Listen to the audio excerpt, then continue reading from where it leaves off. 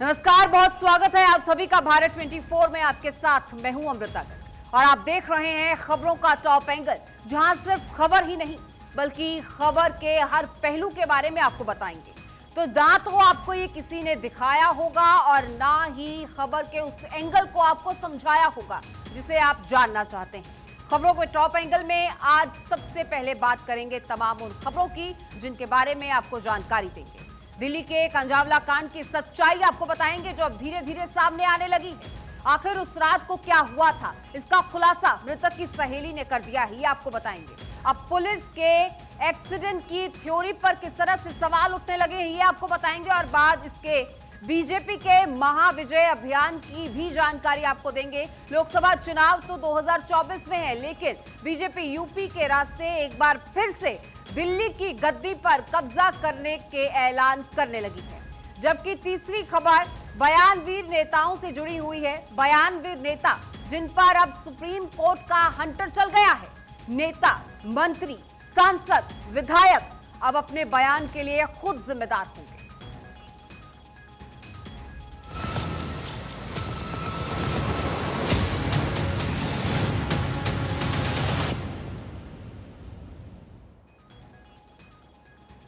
और खबरों के टॉप एंगल में सबसे पहले बात कंजावला कांड की, जहां दिल्ली में 12 किलोमीटर तक युवती के शव को घसीटने की दरिंदगी सामने आई। इससे पहले ना तो ऐसा किसी ने देखा और ना ही किसी ने सोचा। सोचकर भी आज जब ये हो चुका है तब भी रूह कांप जाती है कि देश की राजधानी में इतनी भयावह वारदात को अंजाम दिया गया। सवाल यह है कि यह हत्या है या फिर हादसा। आरोपियों के साथ पुलिस भी बार बार अपने बयान बदल रही है। सवाल यह है कि क्या पुलिस कुछ छिपाना चाहती है? आखिर क्या है ओयो होटल का राज? ये भी अपने आप में एक बड़ी पहेली बन चुका है।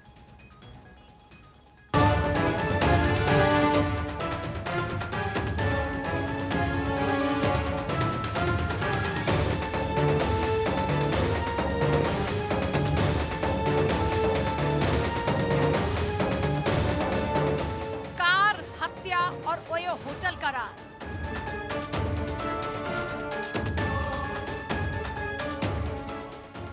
कंजावला कांड हत्या या हादसा, क्या है सच्चाई? दिल्ली के सुल्तानपुरी के कंजावला कांड के पीछे की सच्चाई क्या है? ये हत्या है या फिर महज एक हादसा? सवाल कई हैं, जिसका जवाब हर कोई जानना चाहता है। आखिर 31 दिसंबर और 1 जनवरी की रात क्या हुआ? कौन सच बोल रहा है, आरोपी या फिर पुलिस या मृतक अंजलि की दोस्त जो उस रात अंजलि के साथ मौजूद थी? गाड़ी हम लड़की आगे गिरी, मैं साइड में गिर गई। फिर टक्कर हो गई, वो गाड़ी के नीचे घुस गई। अच्छा। हाँ, लड़कों को पता था कि भाईजान उनके नीचे एक लड़की है। लड़कों ने जानबूझ के इस मौत को अंजाम दिया। उनको पता था, लड़की नीचे से चिल्ला रही थी। मैं होपलेस हो गई थी बहुत ज्यादा, इसलिए मैं घर में चली गई। मैंने किसी को डर के मारे नहीं बताया। मैं किसको बताती, मैंने किसी को नहीं बताया। और अब न्यू ईयर पर ओयो होटल के बाहर का वीडियो सामने आया है। सीसीटीवी में मृतक और उसकी सहेली दिख रही है। यह वीडियो करीब रात 1:45 का है। मृतक स्कूटी पर बैठी हुई है और उसकी सहेली खड़ी है। साथ में वहाँ कुछ लड़के भी नजर आ रहे हैं, जो बता रहा है कि कुछ तो गड़बड़ है। दिल्ली पुलिस कुछ तो छुपा रही है। अब हमारे पास एक इंसिडेंट की आई विटनेस है और वो पुलिस के साथ कोऑपरेट कर रही है। और इसमें अभी 164 सीआरपीसी के तहत उसकी जो स्टेटमेंट है वो रिकॉर्ड कराई जा रही है। यह दिल्ली पुलिस के लिए इस केस के इन्वेस्टिगेशन में एक सिग्निफिकेंट डेवलपमेंट है और जो एक्यूज्ड हैं उनको एक तरह से सज़ा दिलाने में हमारे लिए महत्वपूर्ण साबित होगा।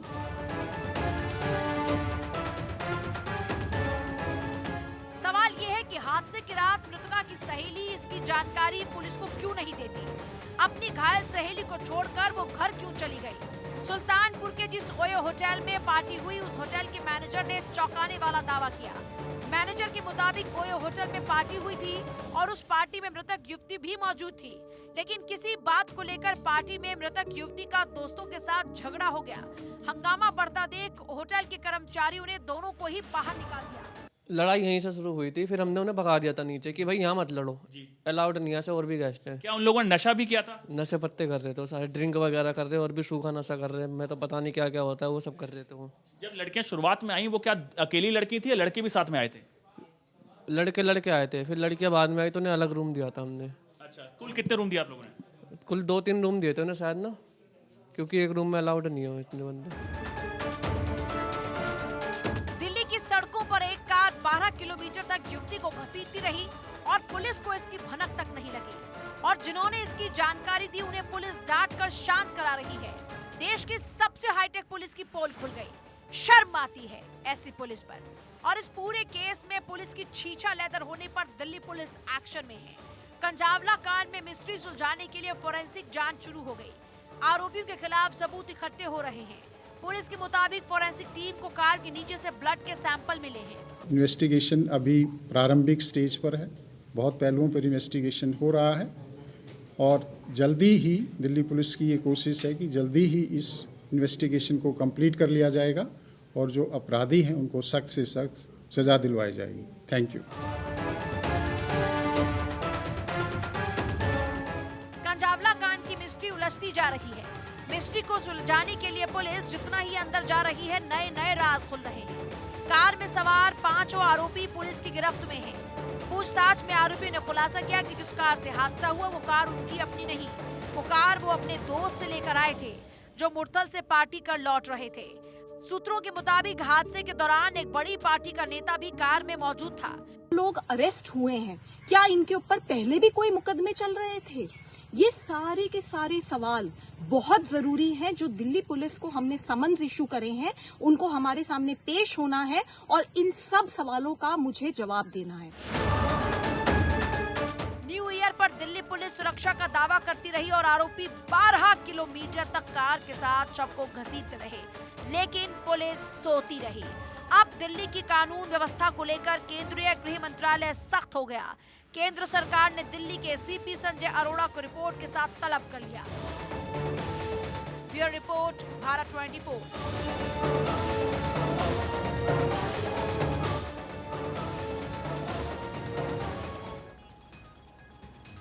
और अब बात करते हैं आज के सुप्रीम फैसले की। मंत्री, सांसद और विधायकों के बोलने की आजादी पर आज सुप्रीम फैसला सुनाया जा चुका है।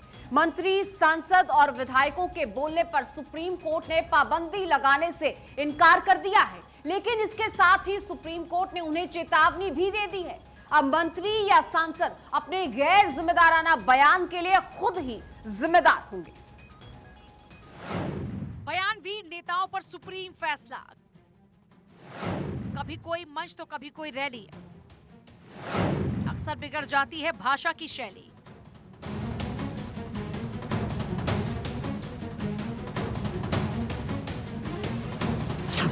बात नेताओं की कर रहे हैं जिनके वक्त वक्त पर आने वाले बयान सुर्खियां बटोरते हैं। कभी इनकी वाहवाही होती है तो कभी यही बयान नेता मंत्री जी के जी का जंजाल बन जाते हैं। ऐसा तूफान खड़ा कर देते हैं कि फिर उसे समेटने में कई दिन लग जाते हैं। और नेताओं के बिगड़े बोल पर लगाम लगाने के लिए सुप्रीम कोर्ट से गुहार लगाई गई थी। कई महीनों तक चली सुनवाई के बाद अब सुप्रीम कोर्ट ने फैसला सुना दिया है। सुनवाई के दौरान सुप्रीम कोर्ट ने टिप्पणी की थी, किसी भी शख्स का व्यवहार हमारी संवैधानिक संस्कृति का हिस्सा है और इसके लिए सार्वजनिक पद पर बैठे लोगों के लिहाज से आचार संहिता बनाना जरूरी नहीं। 5 जजों की पीठ ने मंगलवार को फैसला सुनाते हुए कहा कि किसी मंत्री के बयान पर सरकार को जिम्मेदार नहीं ठहराया जा सकता, इसके लिए मंत्री ही जिम्मेदार है। दरअसल नेताओं के बिगड़े बोल और वोट के लिए लंबे लंबे वादे करने की पुरानी आदत है। सुप्रीम कोर्ट में एक दाखिल याचिका में सार्वजनिक पदों पर बैठे लोगों के लिए बोलने की आजादी पर गाइडलाइन बनाने की मांग की गई थी। सुप्रीम कोर्ट ने मंत्रियों, सांसदों और विधायकों की बोलने की आजादी पर पाबंदी लगाने से इनकार कर दिया। सुप्रीम कोर्ट में 5 जजों की बेंच ने कहा कि संविधान के आर्टिकल 19(2) में जरूरी प्रावधान मौजूद, बोलने की आजादी पर पाबंदी लगाने से सुप्रीम कोर्ट का इनकार। आपत्तिजनक बयान के लिए नेता खुद जिम्मेदार, किसी मंत्री के बयान पर सरकार नहीं जिम्मेदार। सार्वजनिक पदों पर बैठे लोग अपमानजनक भाषा से बचें। 5 जजों की संविधान पीठ की अगुवाई जस्टिस एस ए नजीर ने की। संविधान पीठ में justice S A Nazeer, justice B R Gavai, justice A A Bopanna, justice V Ram Subramaniam, justice B V Nagarathna. दरअसल नेताओं के लिए बयानबाजी की सीमा तय करने का मामला 2016 में बुलंदशहर गैंगरेप केस में उत्तर प्रदेश सरकार में मंत्री रहे आजम खान की बयानबाजी से शुरू हुआ था।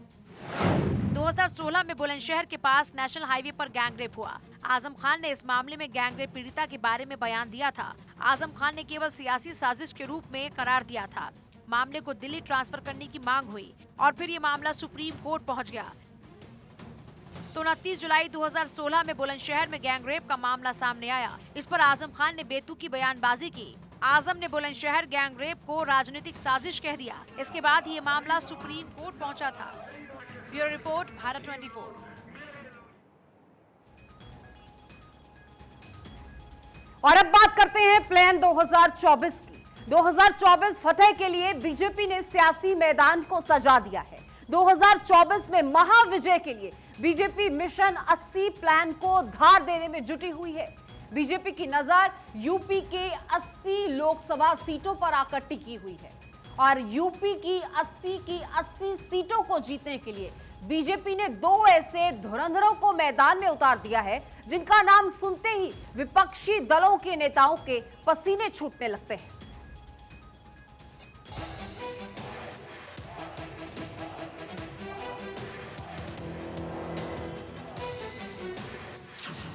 बीजेपी का प्लान महाविजय अभियान।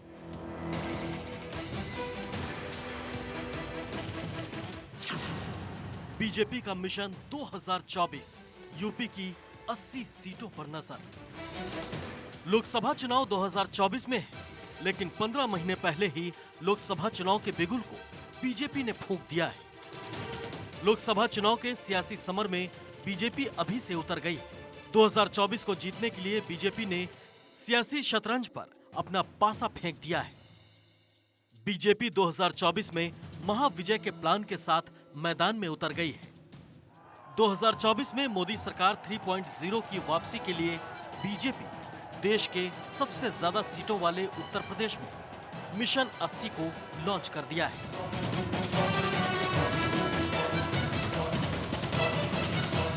आदरणीय प्रधानमंत्री नरेंद्र मोदी जी की गरीब कल्याण योजनाओं को लेकर और उत्तर प्रदेश के लॉ एंड ऑर्डर को लेकर के जन जन तक में हम घर घर पैठ बना चुके हैं। हमारी सदस्य संख्या देश में सबसे बड़ी है, उत्तर प्रदेश में सभी विपक्षी दलों से सबसे बड़ी है।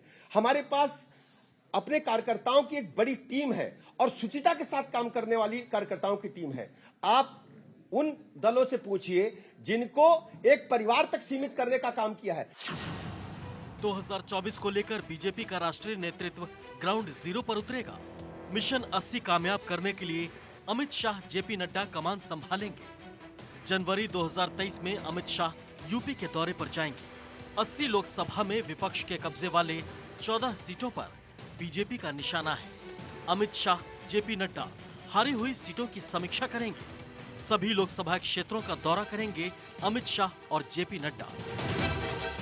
उत्तर प्रदेश में एक और बड़ी कामयाबी के लिए बीजेपी ने कमर कस ली है और इसी कड़ी में हारी हुई 14 सीटों को जीतने के लिए अमित शाह और जेपी नड्डा एक एक क्षेत्र में रैलियां और सभाएं करने वाले हैं। ऐसे में एक माहौल बनाने की कोशिश है कि 2014 और 19 के लोकसभा चुनाव के परिणामों को कैसे उत्तर प्रदेश में 2024 में दोहराया जाए और इसके लिए सियासी पैंतरेबाजी अभी से शुरू हो गई है। जनवरी 2023 में ही अमित शाह उत्तर प्रदेश के दौरे पर आने वाले हैं और अंबेडकर नगर और साथ ही साथ बलरामपुर की हारी हुई सीटों का दौरा करके इस पूरे अभियान की शुरुआत करने जा रहे हैं। बीजेपी भी मिशन 2024 में जुट गई है। नए साल के आगाज के साथ ही बीजेपी उत्तर प्रदेश में मिशन 2024 के सियासी समर में कूद गई है।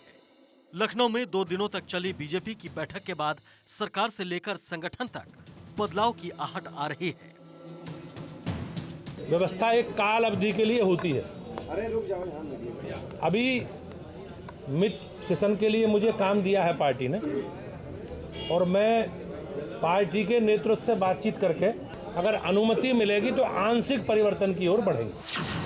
2019 के लोकसभा चुनाव में यूपी की 80 सीटों में से बीजेपी को 62 सीटें मिली थी, जबकि बीएसपी को 10 और एसपी को 5 सीटें मिली।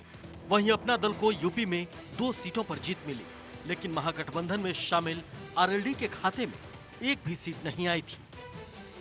अब बीजेपी की नजर विपक्ष के खाते में गए 15 सीटों को कब्जाने की है। 2024 में यूपी जीतने के लिए शाह और नड्डा ने मोर्चा संभाल लिया है। मोदी के दूत अब यूपी के सियासी समर में कूद गए हैं। चुनाव से एक साल पहले चुनावी मैदान में बीजेपी के उतरने पर विपक्षी दलों के माथे पर पसीना आने लगा है।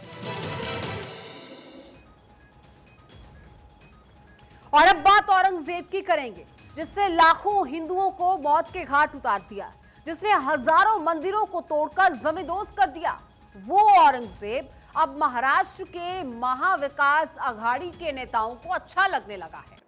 अब महाराष्ट्र के महापुरुष संभाजी महाराज को लेकर एनसीपी नेता अजीत पवार के बयान पर सियासी संग्राम छिड़ा हुआ है। क्या है वो संग्राम और क्या है पूरा माजरा, इस रिपोर्ट के जरिए समझिए।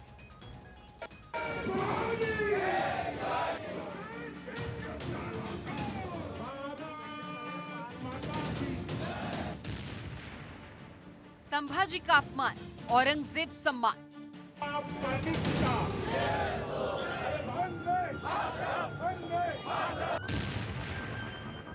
औरंगजेब महान, कहां से आया ये ज्ञान? अजीत पवार हाय। मुगल शासक औरंगजेब कितना क्रूर था, उस पर न जाने कितने हिंदुओं के कत्ल का आरोप है। लाखों मंदिरों को तोड़कर जिसने जमींदोज कर दिया। महाराष्ट्र के एनसीपी नेता औरंगजेब को क्रूर नहीं मानते।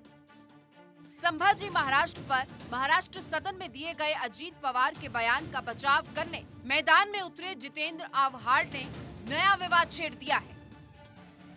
आव्हाड ने औरंगजेब को क्रूर नहीं बल्कि अच्छा शासक बता दिया है। उन्होंने औरंगजेब को हिंदू विरोधी नहीं होने का सर्टिफिकेट दे दिया है। कई इतिहासकारों का मानना है कि संभाजी महाराज की हत्या औरंगजेब ने की थी, लेकिन एनसीपी को ऐसा नहीं लगता। जरा एनसीपी के नेता जितेंद्र आव्हाड का बयान सुन लीजिए। त्यांना बहादूरगडावरती पहिल्यांदा नेण्यात आलं, त्यांचे डोळे काढण्यात आलं। बाजूला विष्णूचं मंदिर आहे। अफजल खान जर एवढा आपला औरंगजेबवर एवढा क्रूर आणि हिंदुद्वेष्टा म्हणजे जे काय म्हणायचंय ते, त्यांनी विष्णूचं मंदिरही तोडलं। संभाजी महाराज पर दिए गए अजीत पवार के इस विवादित बयान का बचाव करने आए जितेंद्र आव्हाड ने नया विवाद छेड़ दिया। अब महाराष्ट्र में मुगल शासक औरंगजेब को लेकर सियासी संग्राम छिड़ गया है। बीजेपी नेता राम कदम ने महाअखाड़ी गठबंधन पर जोरदार प्रहार किया है। एनसीपी नेताओं के साथ उद्धव ठाकरे पर कई तीखे सवाल पूछे हैं। हैरानी तो इस बात की है कि यह बयान सुनने के बाद भी उद्धव ठाकरे, आदित्य ठाकरे इनका खून खोलता नहीं। इनकी खामोशी, इनकी चुप्पी इस बयान को दुर्भाग्य से समर्थन दे रही है। महाराष्ट्र में तो महापुरुषों के नाम पर सियासी वार पलटवार जारी है। शिवाजी के अपमान के आरोप में उद्धव गुट और महाविकास अखाड़ी ने मोर्चा खोल दिया है। तो अब संभाजी महाराज पर भी अजीत पवार की विवादित टिप्पणी के बाद बीजेपी ने महाविकास अघाड़ी के खिलाफ भी मोर्चा खोल दिया है।